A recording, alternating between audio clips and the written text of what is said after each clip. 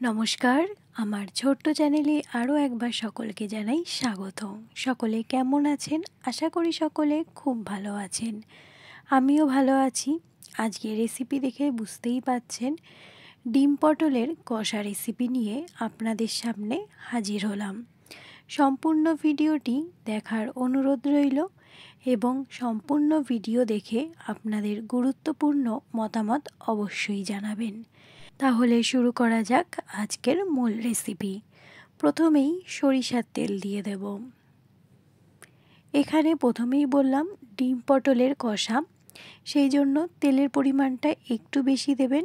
এই সম্পূর্ণ তেলটা দিয়ে আমি পুরো রেসিপিটি করব, একটু স্পাইসি হবে। তেল গরম হলে প্রথমেই আমি আলুগুলোকে দিয়ে দেব। এখানে দেখতেই পাচ্ছেন আলুগুলো ভেজে নেব। এবার আমি অ্যাড করব একটু লবণ। আলু আর পটলগুলোকে আমি একদম হালকা ফ্রাই করে ভেজে নেব। এক এক করে পটলগুলোকেও দিয়ে দিচ্ছি। এবার আলু আর পটলটাকে হালকা করে ফ্রাই করে নিতে হবে। এখানে আলু আর পটল ডিপ ফ্রাই করার কোনো প্রয়োজন নেই, কারণ পরে যখন আমি মশলা কষিয়ে আলু পটল দেব তখন তো অটোমেটিকই জল দিলে সেদ্ধ হয়ে যাবে। আর সকলের কাছে বলছি, আমার যেহেতু একটু শারীরিকভাবে প্রবলেম আছে, সেই জন্য গলাটা একটু এরকম লাগছে। প্লিজ সবাই সেটা ক্ষমাসুলভ দৃষ্টিতে দেখবেন। তাহলে চলুন মূল রেসিপিতে চলে যাওয়া যাক। দেখতেই পাচ্ছেন এই পর্যায়ে আলু আর পটলগুলোকে আমি হালকা ফ্রাই করে নিচ্ছি।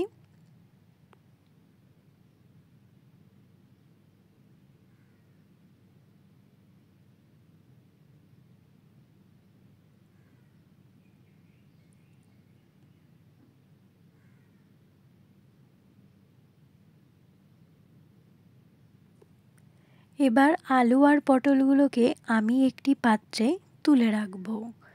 এবার যেই তেলটা রয়েছে সেই তেলের মধ্যে প্রথমেই শুকনো লঙ্কা ফোড়ন দেব। শুকনো লঙ্কার পরে আমি ফোড়নে দেব গ্রেট করে রাখা রসুন এবং গ্রেট করে রাখা আদা। এখানে আমি রসুন এবং আদাটা গ্রেট করে নিয়েছি। চাইলে আপনারা পেস্ট করেও নিতে পারেন, বা অনেকে রসুনের কুচি মুখে পড়লে ভালোবাসেন, সেক্ষেত্রে আদাটা গ্রেট করে নিয়ে রসুনটা কুচি করেও অ্যাড করতে পারেন, কোনো রকম সমস্যা হবে না। এবার যেই ফোড়নটা দিয়েছি সেটা খুব ভালো করে ফ্রাই করে নিতে হবে, যেন কাঁচা গন্ধটা চলে যায়। এই পর্যায়ে দেখতে পাচ্ছেন ফোড়নটা খুব ভালো করে আমি ফ্রাই করে নিচ্ছি।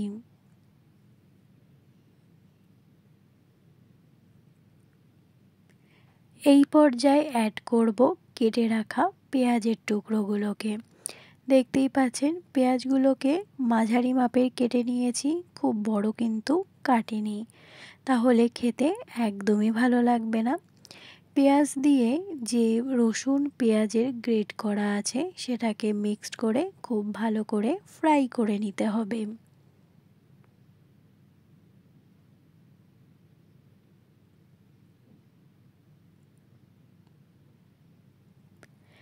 এই পর্যায় পর্যন্ত যে সকল বন্ধুরা আমার ভিডিওটি কন্টিনিউ করছেন কিন্তু একটি লাইক দিতে ভুলে গেছেন, প্লিজ একটি লাইক দিয়ে ভিডিওটি কন্টিনিউ করবেন।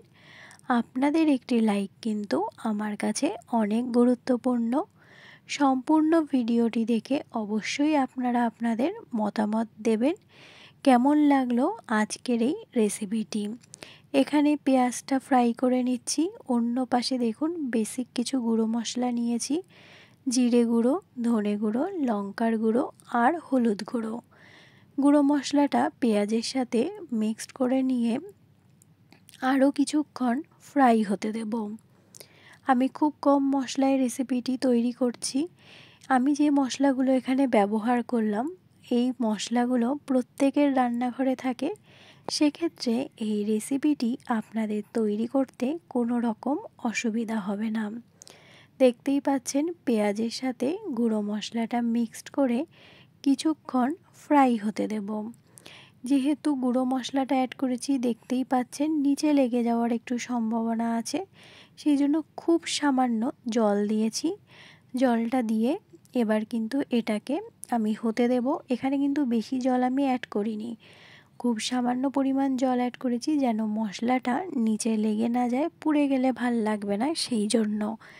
এবার দেখতেই পাচ্ছেন সামান্য পরিমাণ লবণ দিয়েছি, দিয়ে এবার এটাকে খুব ভালো করে মশলা সমেত কষিয়ে নেব। ডিম পটলের এই কষা রেসিপিটি একবার বাড়িতে তৈরি করে দেখবেন, আশা করি সকলের খুব ভালো লাগবে। আমরা তো বাড়িতে প্রত্যেকে খুব ভালো খেয়েছি। প্রত্যেকে বলতে আমি এখানে 2টো ডিম ব্যবহার করেছি, যেহেতু সদস্য সংখ্যা 2জন খেয়েছি সেই জন্য। অ্যাড করেছি পরিমাণ মতো কাঁচা লঙ্কা। এটা সম্পূর্ণ আপনাদের নিজস্ব পছন্দ, আপনারা যে পরিমাণ ঝাল খাবেন সে পরিমাণ লঙ্কাই এখানে ব্যবহার করবেন। দেখতেই পাচ্ছেন মশলাটা কিন্তু বেশ সুন্দর করে কষে এসেছে।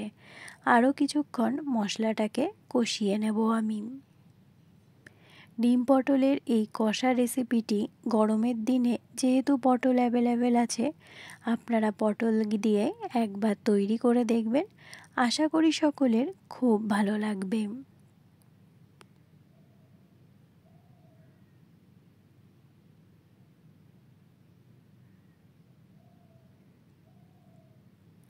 এই পর্যায়ে দেখতে পাচ্ছেন মশলাটা কিন্তু বেশ ভালো করে কষে এসেছে। এবার আমি অ্যাড করব ভেজে রাখা যে পটল আর আলুগুলো আছে সেগুলোকে। পটল আর আলু বেশ ভালো করে এই মশলার সাথে মিক্সড করে নিয়ে আরও কিছুক্ষণ কষাতে দিতে হবে। এখানে আপনারা দেখতে পাচ্ছেন কালারটা কিন্তু জাস্ট কেমন এসেছে, খেতেও আমি বলছি অসাধারণ হয়। আপনারা একবার বাড়িতে ট্রাই করে দেখবেন, আশা করি সকলের খুব ভালো লাগবে। এই পর্যায়ে আরও কিছুক্ষণ কষিয়ে নেব।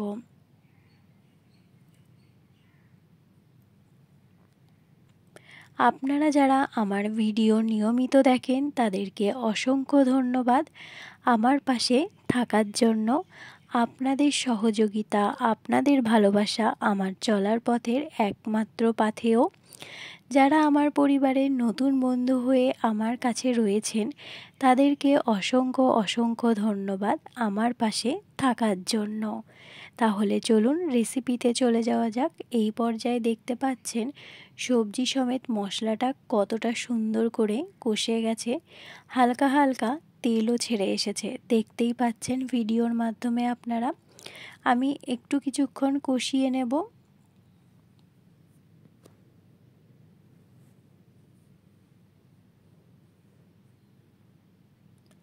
যখন দেখতে পাবেন এরকম সবজি থেকে সবজিটা যখন কষাচ্ছেন তখন মশলাটা থেকে একটু একটু করে তেলটা ছেড়ে আসছে, তখন অ্যাড করে দেবেন পরিমাণ মতো জল। ডিমে আপনারা যে পরিমাণ ঝোল খাবেন সে পরিমাণ জলই অ্যাড করবেন, কিন্তু এই রেসিপিটি তৈরি করার সময় আপনারা অবশ্যই মনে রাখবেন ঝোল কিন্তু একদমই বেশি দেবেন না। ডিমের এই রেসিপিটি একদম কষা কষা টাইপের হবে, খেতে কিন্তু অসাধারণ হয়। বেশি ঝোল দিলে সেই স্বাদটা কিন্তু আপনারা পাবেন না, সেই জন্য আমি আরেকবার আপনাদের মনে করে দিচ্ছি ঝোলের পরিমাণ ঠিক অল্পই ব্যবহার করবেন। এই পর্যায়ে দেখতে পাচ্ছেন জলটা ফুটে উঠেছে। পটলটা এবং আলুটা খুব ভালো করে আমি সেদ্ধ করে নেব, এবং মশলাটা যখন এরকমভাবে ফুটবে তখন পটল এবং আলুর মধ্যে খুব ভালো পরিমাণ ঢুকে যাবে, খেতে কিন্তু অনেকটাই ভালো লাগবে। আবার আমার প্রিয় দর্শক বন্ধুদের মনে করিয়ে দিচ্ছি, প্লিজ আপনারা যারা ভিডিওটি কন্টিনিউ করছেন এই পর্যায়ে অবধি প্লিজ একটি লাইক দিয়ে ভিডিওটি কন্টিনিউ করবেন। আপনাদের একটি লাইক কিন্তু আমার কাছে অনেক গুরুত্বপূর্ণ। এই পর্যায়ে দেখতে পাচ্ছেন ঝোলটা কিন্তু বেশ ভালো করে ফুটে উঠেছে, আর কালারটাও কতটা সুন্দর হয়েছে সেটা তো আপনারা ভিডিওর মাধ্যমে দেখতেই পাচ্ছেন। সম্পূর্ণ ভিডিওটি দেখে অবশ্যই আপনাদের মতামত জানাবেন আমার আজকের এই রেসিপি আপনাদের কেমন লেগেছে। এই পর্যায়ে অ্যাড করব সেদ্ধ করে রাখা ডিম। আমি কিন্তু এইখানে দেখতেই পাচ্ছেন ডিমগুলো আগের থেকে ভেজে নিইনি। এখানে ডিম আগের থেকে ফ্রাই করে নেওয়ার দরকার নেই, আপনারা এভাবেই ঝোলে দিয়ে দেবেন। মশলাটা ডিমের মধ্যে ঢুকে যাবে, ডিমের চারদিকটা একটু ছুরির সাহায্যে কেটে দেবেন। খেতে কিন্তু অসাধারণ হয়, মশলাটা ডিমের মধ্যে ঢুকে যাবে, সেক্ষেত্রে আগের থেকে ডিম ফ্রাই করার প্রয়োজন নেই। ডিমটা দিয়ে আরও কিছুক্ষণ ফুটিয়ে নিতে হবে।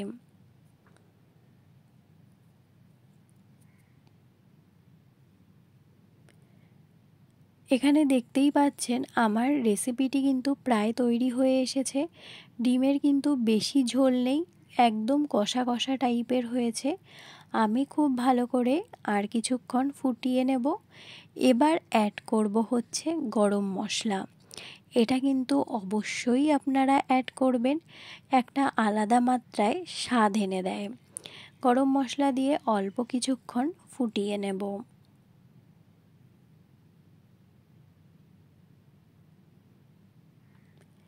আমার রেসিপি কিন্তু তৈরি হয়ে গেছে। এবার আমি একটি পাত্রে সার্ভ করে নেব। আপনারাই দেখে বলুন আমার আজকের রেসিপিটি কেমন লাগলো। আমি তো বাড়িতে রান্না করে খেয়েছি, আমার তো বেশ ভালো লেগেছে।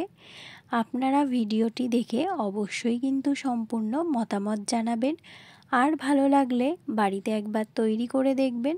আমি কথা দিচ্ছি সকলের খুব ভালো লাগবে। তাহলে আজকের ভিডিওটি এখান থেকেই শেষ করছি। অন্য কোনো দিন অন্য কোনো ভিডিওর সাথে দেখা হবে। নমস্কার।